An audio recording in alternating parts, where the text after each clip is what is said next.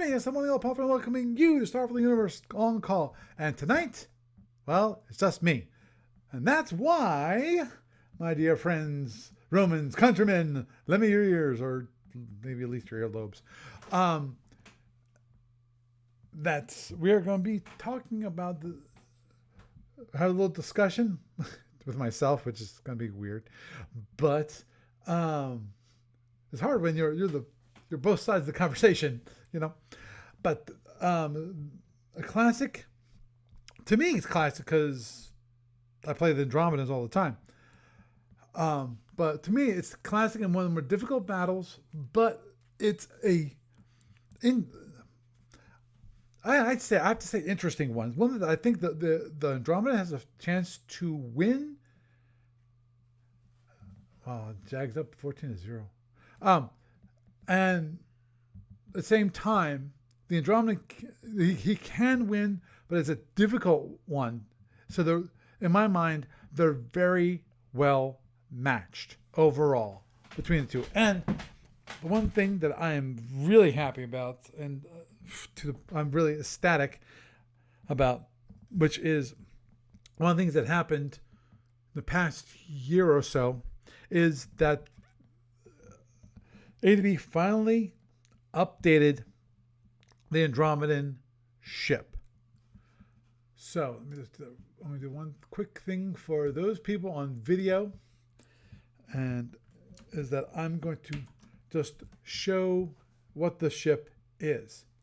And for those just listening on the podcast, basically it's the Andromedan with 2 TRHs, the normal 6 phaser 2s, you know, two front half, 2 left side, 2 right side, 3 batteries. So it's got to be careful about battery usage.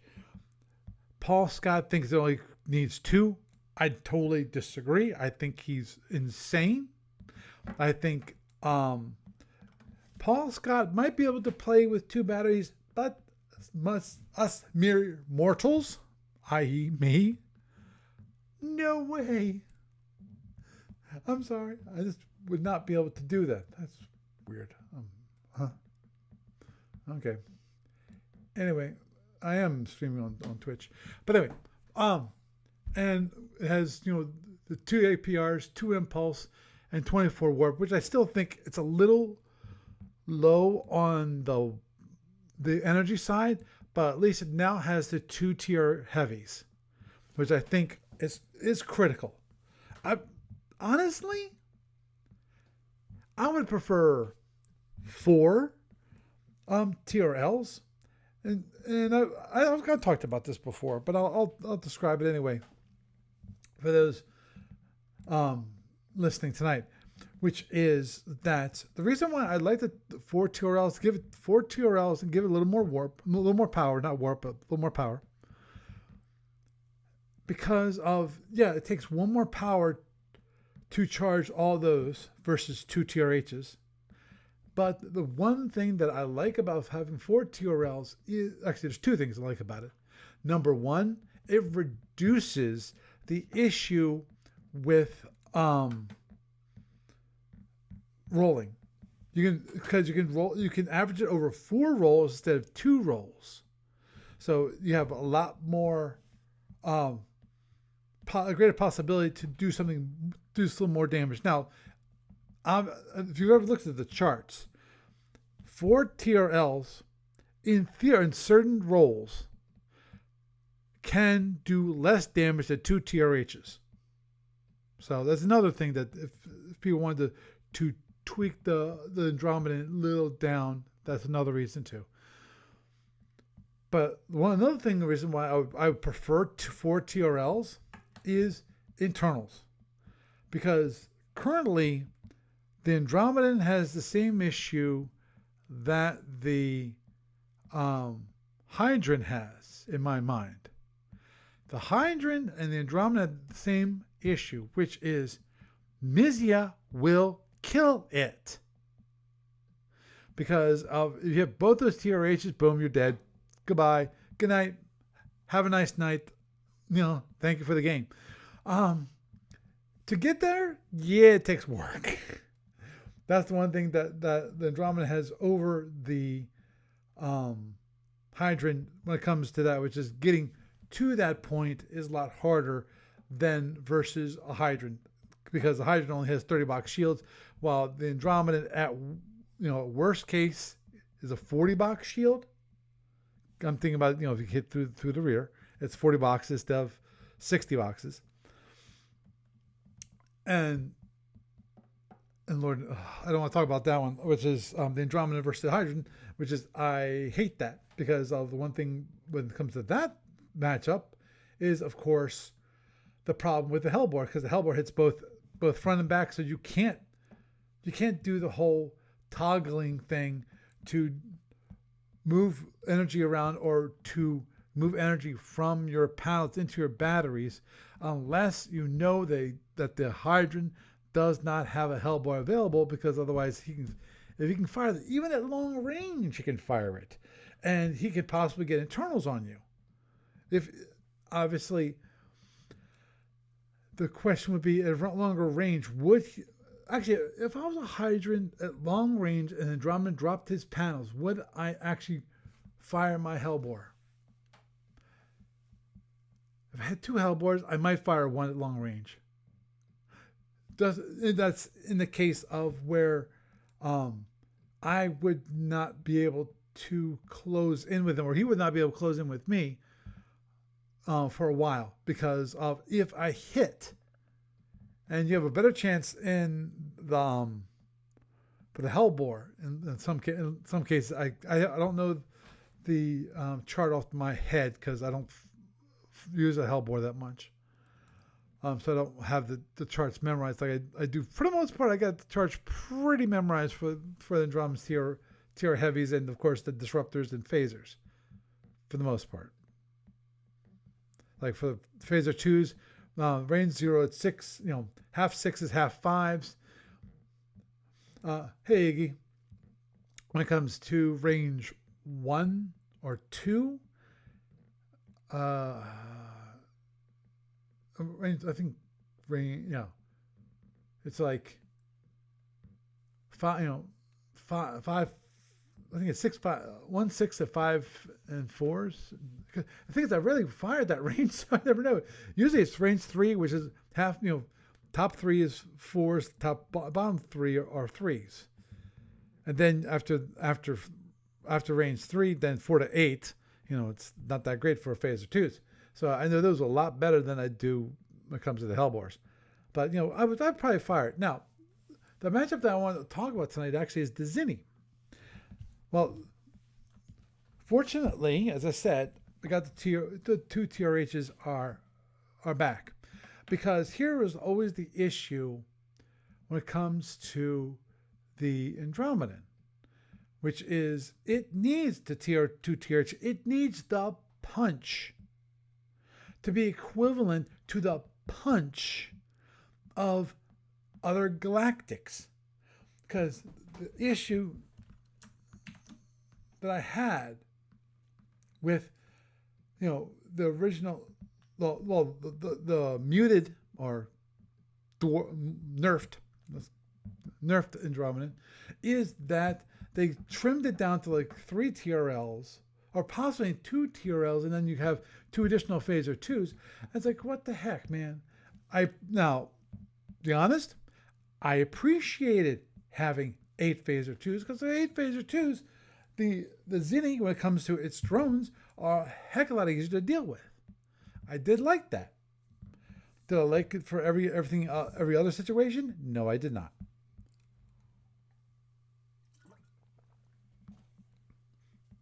So I always felt like, and I think Paul Scott felt this way too, which is why he said, all it needed to do was keep the original, the way back when, Andromeda, which had more center hull, more power, because I think when it first came out, it had 4 AWR. I think I had 4 impulse, but that one I'd have to go back in back into the archives and find out what the original module T. Do I even have that one anymore? I might. But the original one where it had AWRs, which was great because, of course, what's the issue for the Andromeda? The Andromeda has to use warp power to charge the Dizzy Dev. So that automatically slows it down when it has to charge the Dizzy Dev. So it can't be going speed 30 and heading.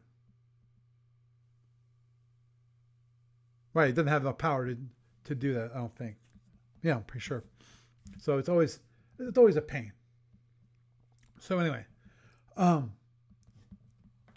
Zinni, of course, if you've ever looked at the Zinni,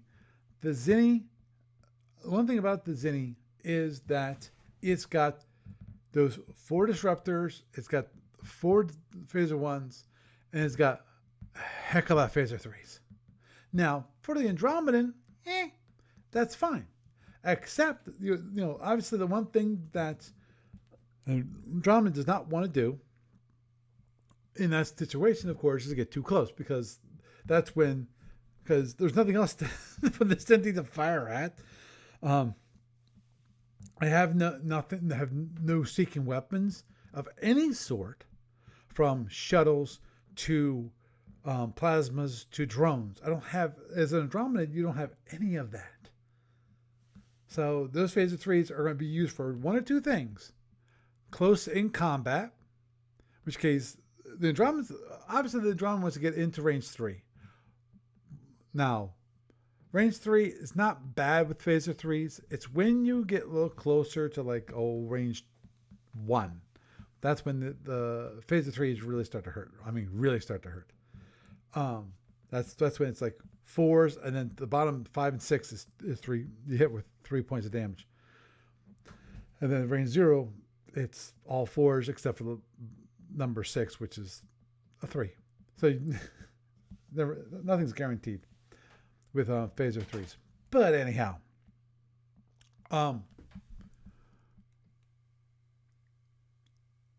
now, so and the Zinni, unlike some other vessels, the Zinni has plenty.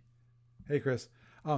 The Zinni has plenty of internals. It has lots of hull, lots of forward hull, which means, unlike the Klingon, which we discussed last week, the Zinni has enough hull so it doesn't have to worry about losing its reserve warp or reserve power, which I think is critical, especially when it comes to the Andromedan and any other ship that there's a possibility that you might be doing a knife fight.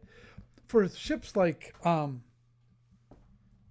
if you're Zinni versus, let's say, a Romulan or a Gorn, well, definitely not the Gorn. I'm just thinking about the turn mode. Gorn of turn mode D, you're not gonna do a knife fight. Heck, you might not do a saber dance, just because the turn mode is so bad.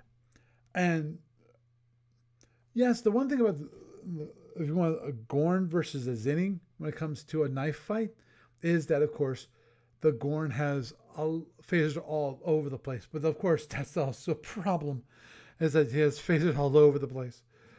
So in some, he can concentrate a lot of it, but not all of it.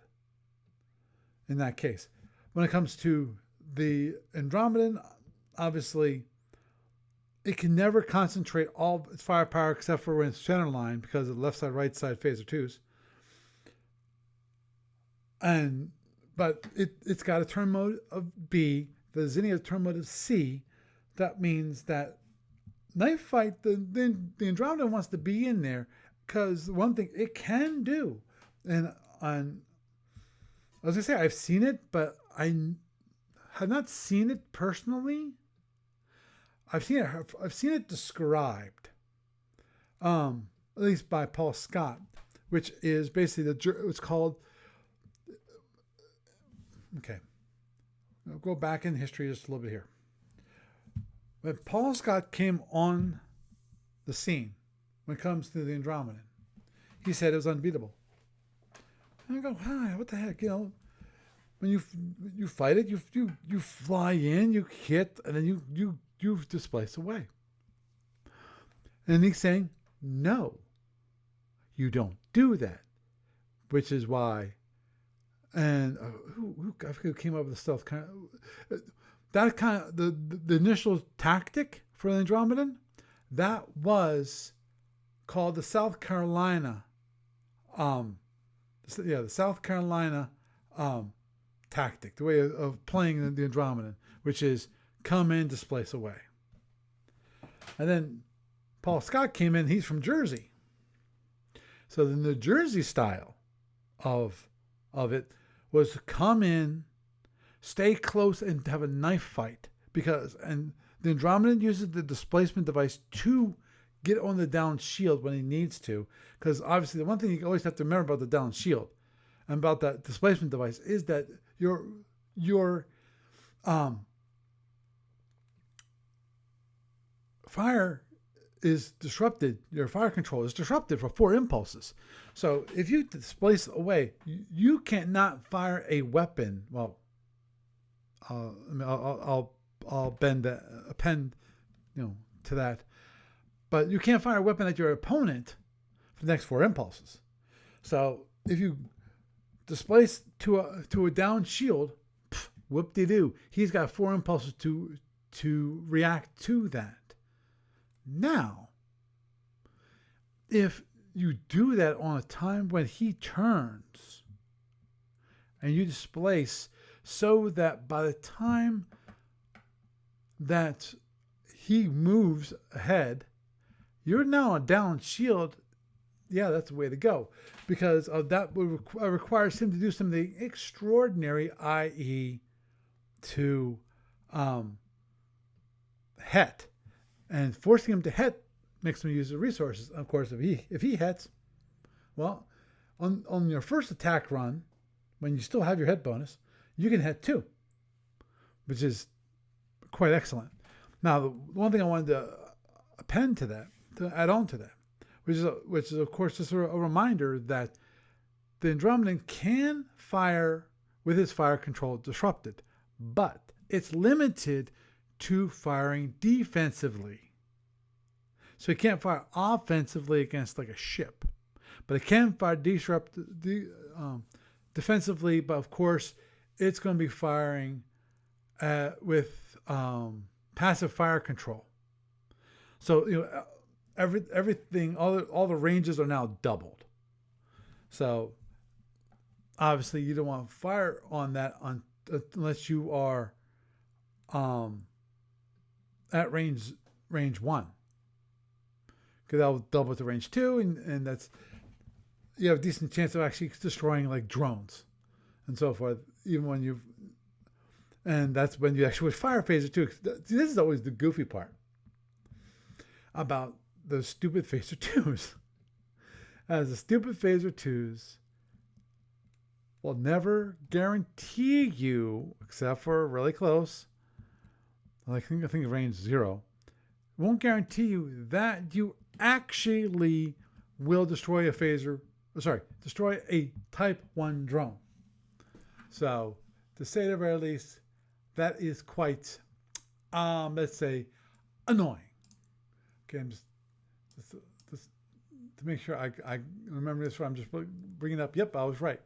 Range 1. This is range 1 for a phaser 2. 5-5, 4-4-4-4, 3. So it doesn't even at range 1 with the phaser 2, it does not guarantee that it's gone. So that's why, unless you want that extra possibility, or if you really want to drain your phaser capacity, which is possible with the Andromedan, here's one of those goofy things with the Andromedan that will happen time to time. And I can't say I've actually done it. I think I've done it maybe once or twice. It's a rare thing indeed when it comes to the Andromeda, which is actually, you're allowed to, as an Andromeda or any other ship, Why would you ever do this? But as an Andromedan, you would do this, which is you can fire your phasers at just some innocuous piece of space rock floating in space, which might not do damage to you, but allow you to actually drain your fire capacity so that you can recharge it, so that you can, using your battery, so you can empty your battery, so you can actually get your energy out of your panels. So it's that crazy thing about being an Andromeda, and Lord knows, I'm not sure how many of you out there play Andromedas. I've played Andromedas a lot, and I know the one thing is constantly on my mind. What's constantly on my mind is that how do I get the energy that's in my panels into the batteries, at least out of my panels, period. How long does it have to stay? What can I do? I'm constantly thinking of ways, whether it means draining my phasers, going extra fast, faster than I really want to go, just so I can drain my batteries. Whether it means charging, start charging something early. Well, not early. Delaying in some cases. I've done this, which is when I'm low on energy, is plan on having energy later on in the game, later on in the turn. And so that for the Andromedan, what I would do is I would not charge my TRs if it's the first turn of recharging. Not charge my TRs or one TR, and then wait for me to bring the energy back into my batteries, and at that, take the energy out of my batteries, suck it into my TRs, and start charging them midway through the first turn of arming. Now, the one thing, obviously, it's like a wild weasel in that you can't. If I charge, I have to make sure that I get the energy into the weapon before 8 impulses before the end of the turn, unless I don't plan on firing in the first 8 impulses of the next turn. The energy has to be in there for a certain period of time. So it's crazy. Yeah, Chris, yeah. Well, Chris, anytime you want to play against an Android, I'm happy to do it. So what that means is when it comes to the Kzinti, of course, the Kzinti, what does the Kzinti want to do when it comes to the Andromedan? The Kzinti wants to drain that battery.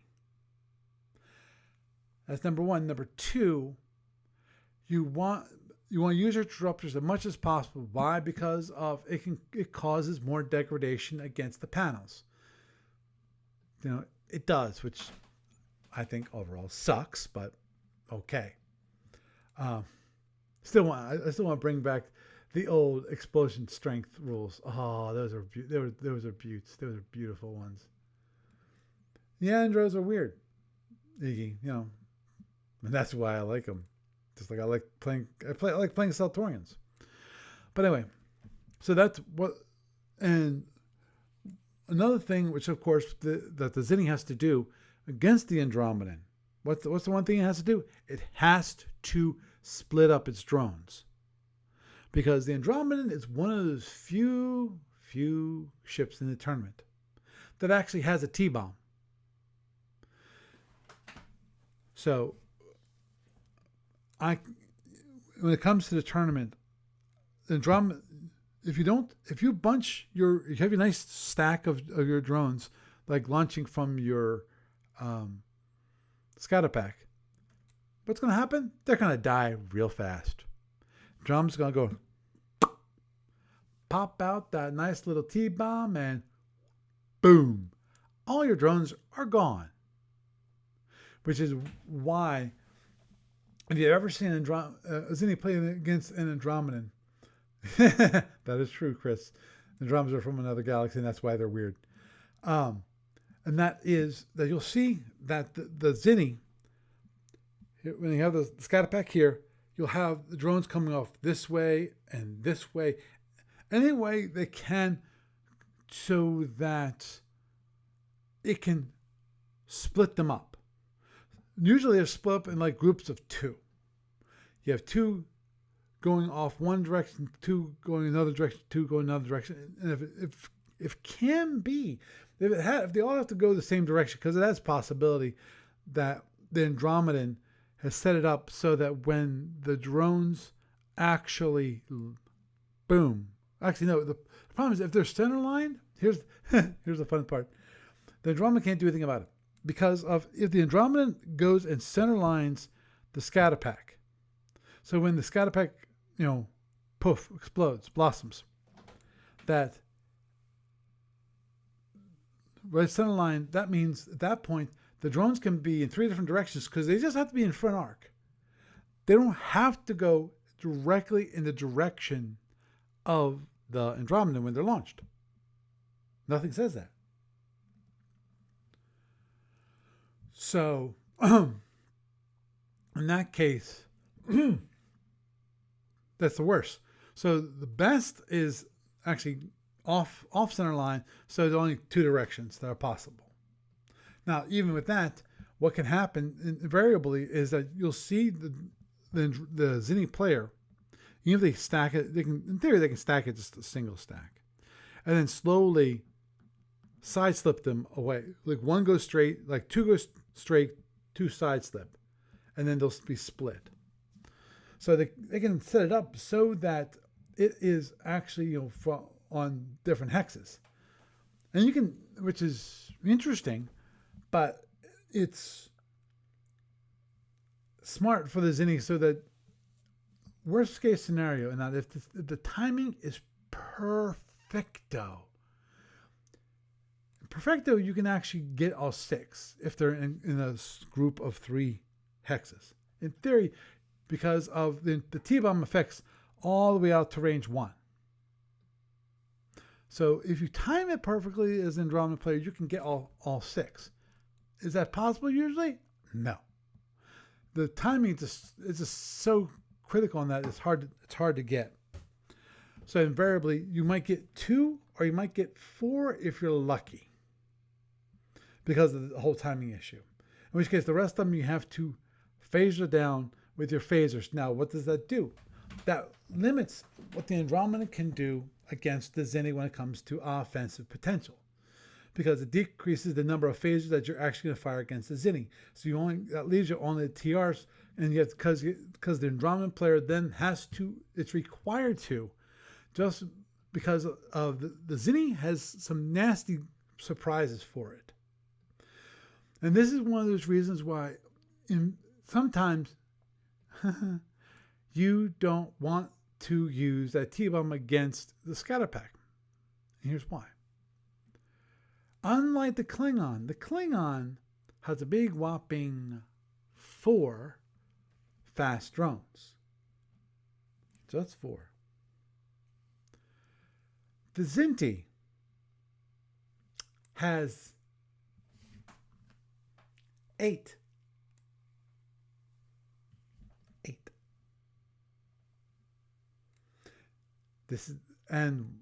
What's the beauty of that? And that's not just it has 8 fast drones. That's not the only issue. You've got the other issue.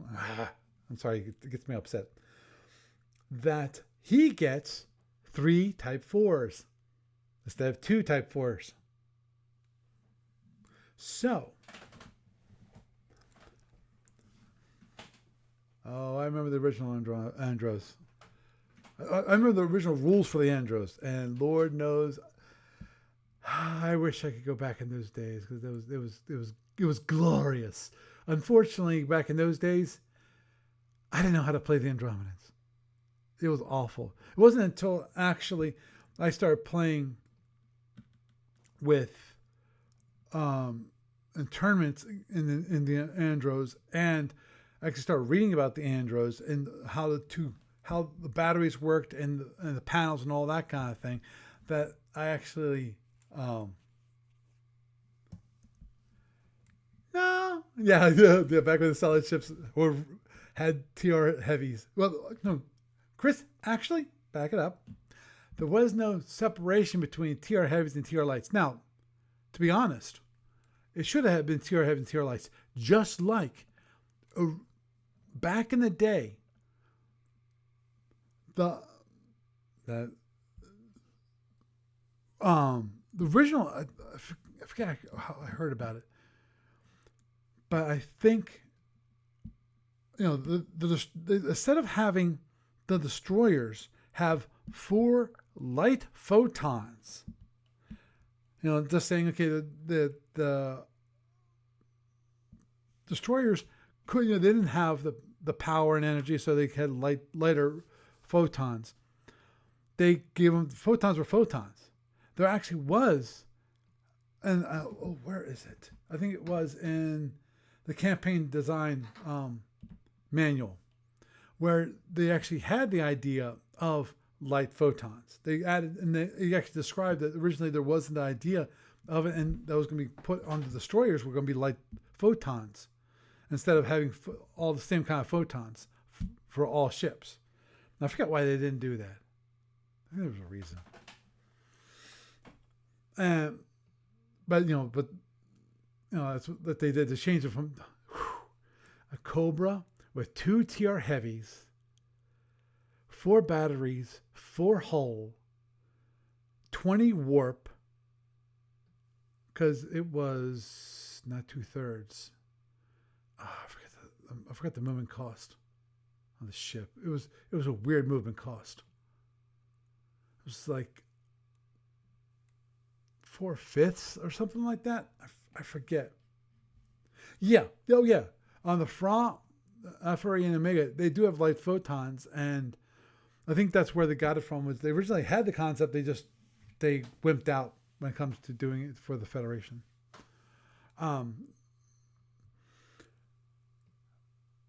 But anyhow, where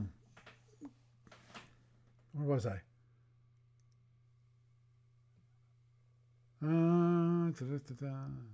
Kzinti, guys, you distracted me. Dang. But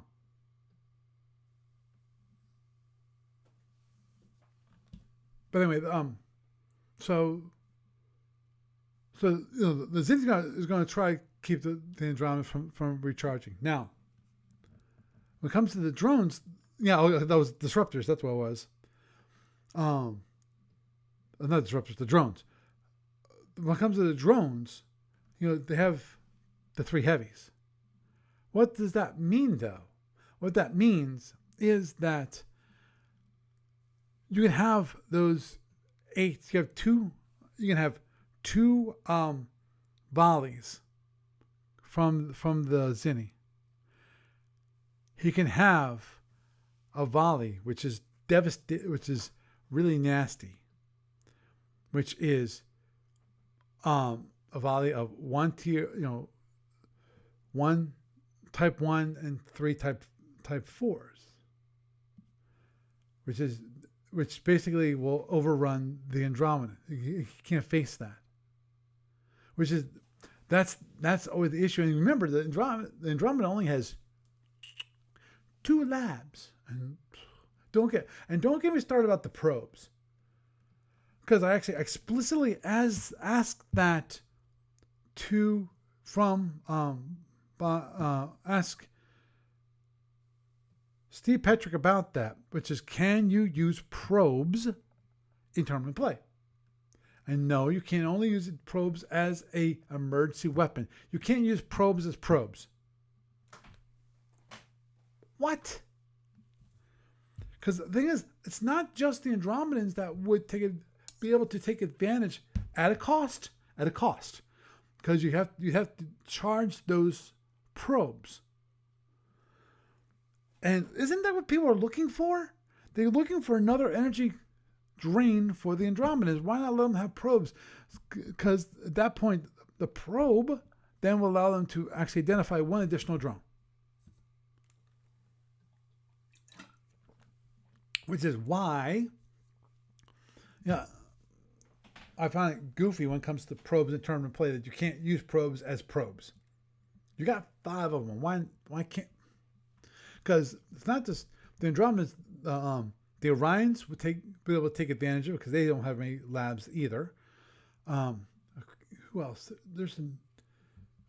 I forget. Is it the Wind Auxiliary? I think it's a Wind Auxiliary battle cruiser. Also, it has only 2 labs.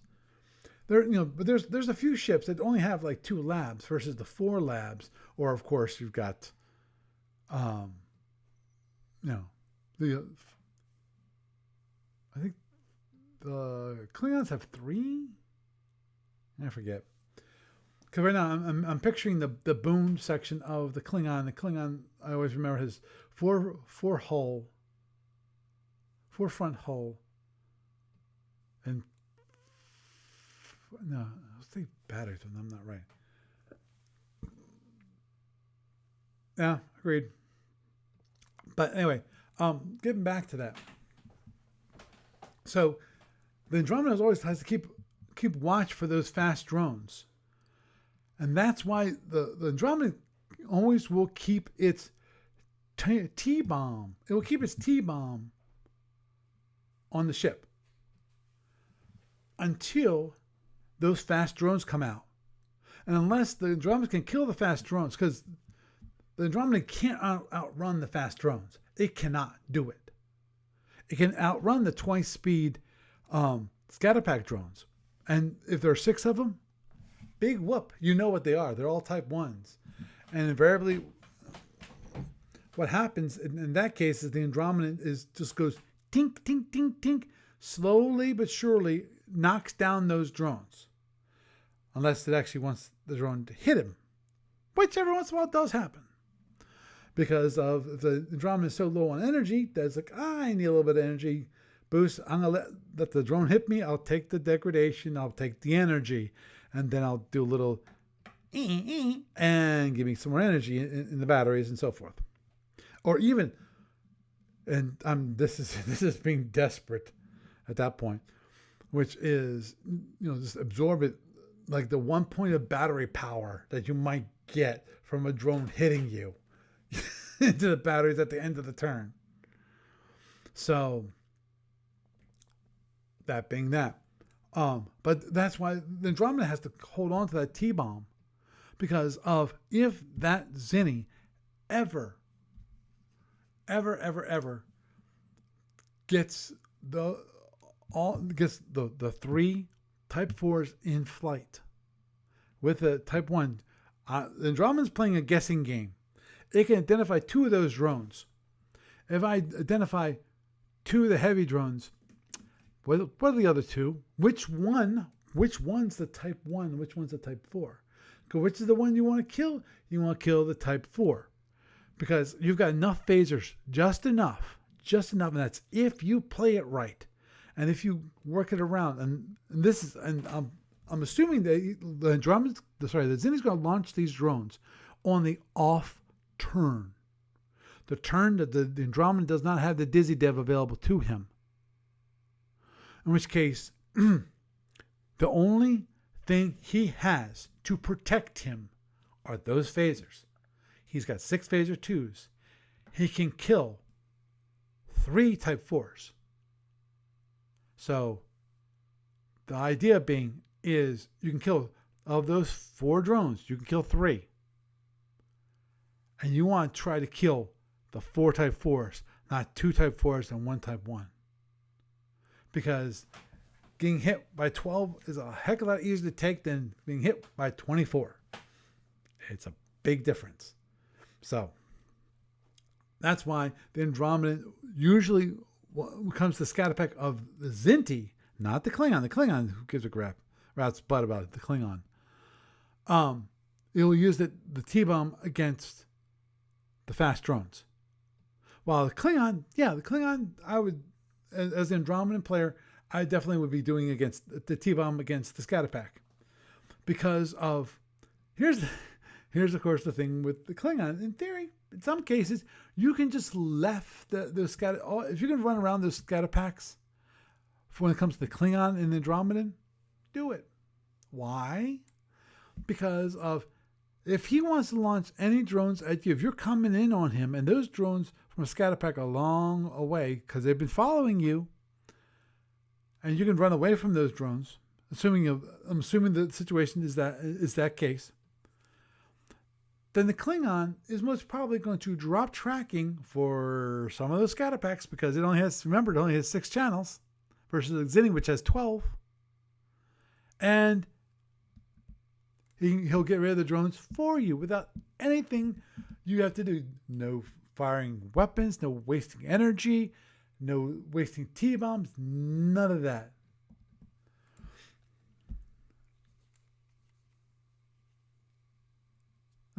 Understood, Chris. Chris is mentioning how he's not interested in Omega or LMC. For him, for the SFU gets from Trek canon, which is the original Trek.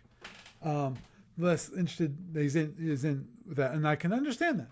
And I think that is the reason why everyone likes Alpha. But everyone likes Alpha, but really don't like the Omega or even the Trigon.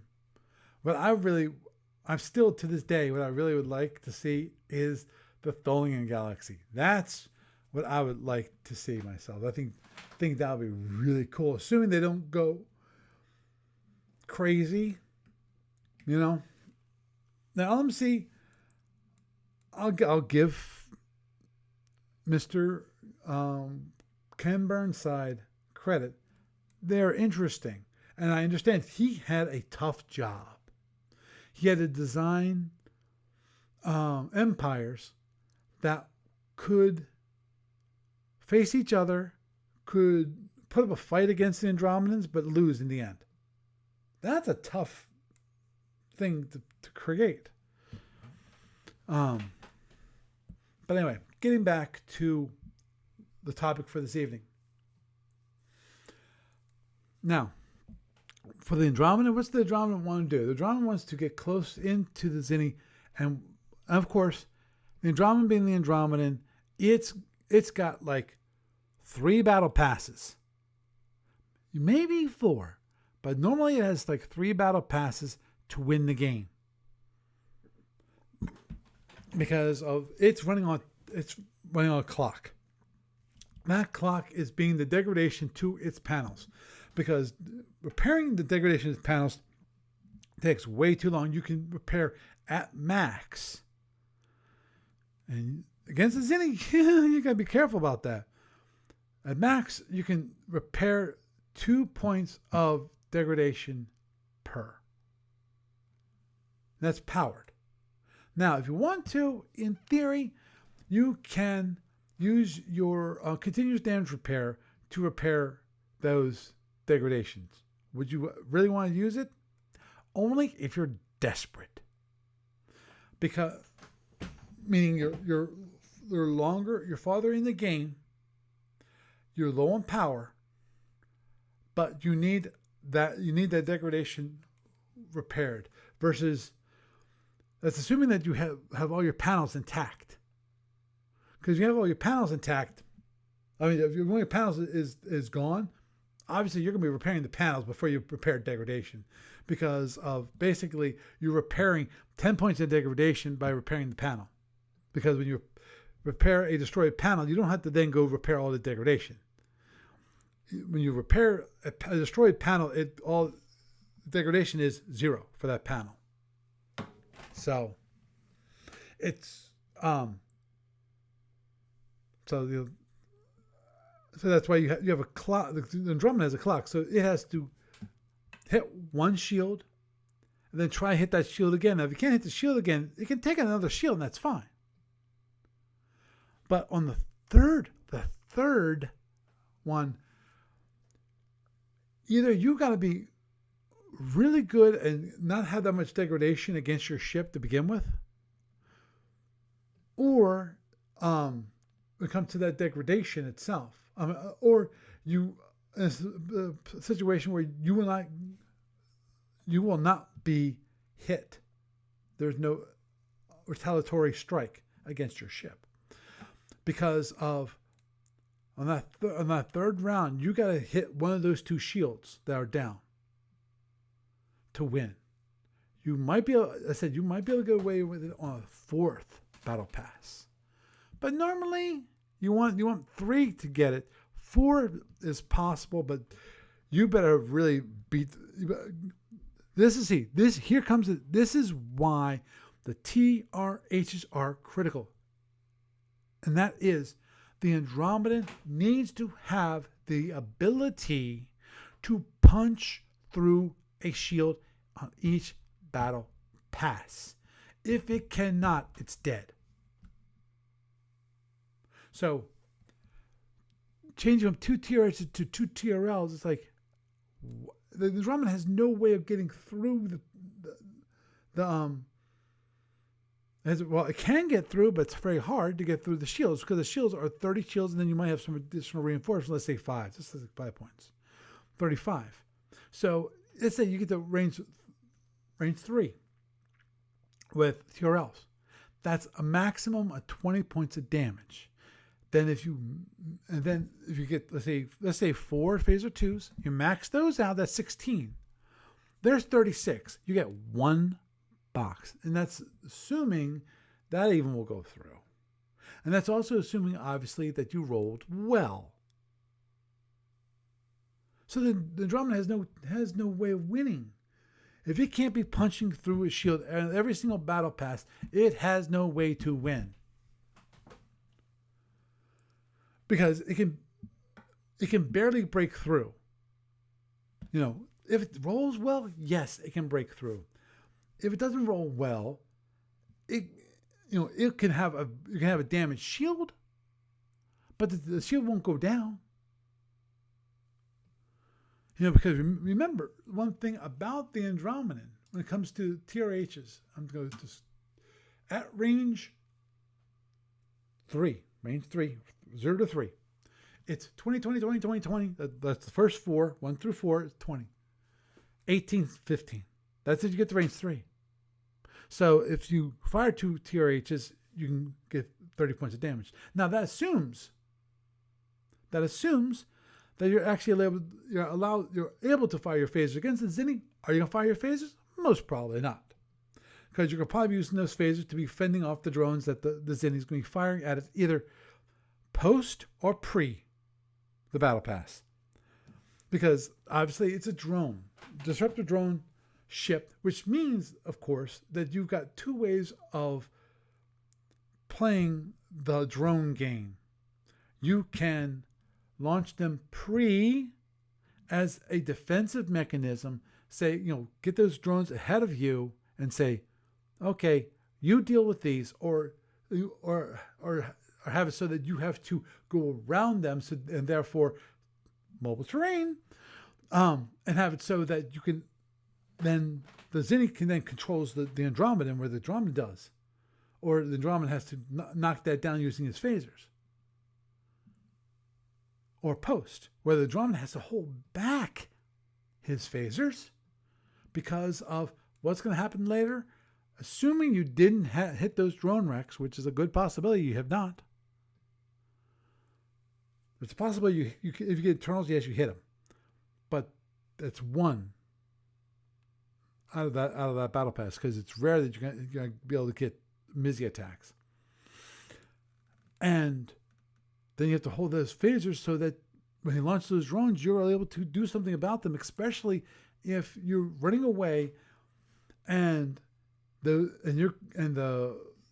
decides to launch those fast drones. And of course he'll want to do that because he wants to get those he wants to get those rear panels, And okay, this is go to range 4 or 5 for TR heavies. TR heavies. 20. Okay, so 1, 2, it's 20. Roll 3, it's 18. Roll 4, it's 15. Roll 5, it's 12. Roll 6, it's 9. 9. So you fire 2 TR heavies, and they're both 6s. You roll a total of 18 points of damage. That's pretty much a whiff, and you're running away as fast as possible because of You got no damage, nothing to reduce the opponent's ship at all. And that's why the Andromedan almost has to get the range 3. Against some ships, do you want to get the range 3? Heck no. Lyrian, Fed, I'd say the Klingon, but I'm not worried about the Klingon at range 3, because the Klingon, as I mentioned, the UIM I hate the UIM when it comes to tournament play, when it comes to the Klingons, because they have no possibility of that UIM ever breaking down, and therefore there is no penalty for using a UIM.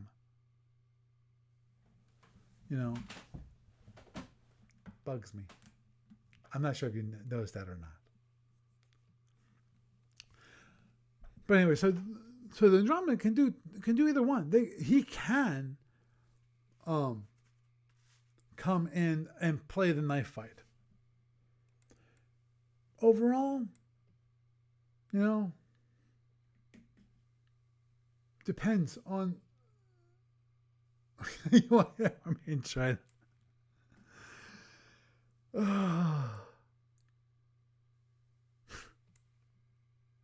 Okay. That was funny. Okay, get back to it. Overall, when it comes to Kzinti, what would I do? Invariably, I would play using more New Jersey style versus South Carolina style, and so that I can come in and get close in and go around the Kzinti. Now, obviously, the big problem with going around the Kzinti is all those freaking phaser 3s.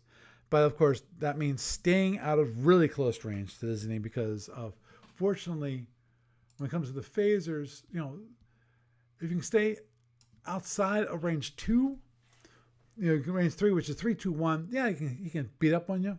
But he's got an average of 1 point per. So, is it worth it? Possibly, especially if here's the good part about him firing those phasers at range 3 at you. The good part about it is that he has to recharge them. So if he has to go recharge them, that's more energy he has to use. The slower he's going to have to go.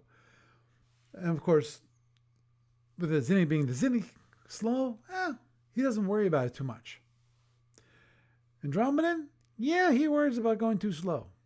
Of course, you also can go too fast.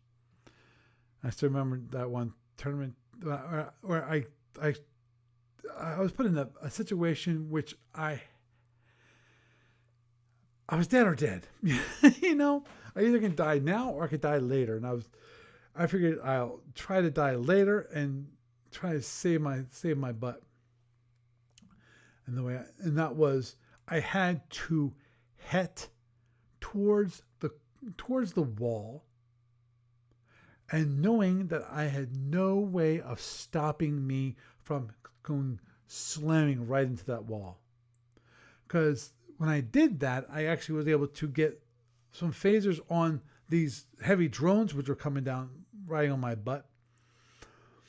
And it was either basically let the heavy drones hit me, or knock out the heavy drones and hit the wall.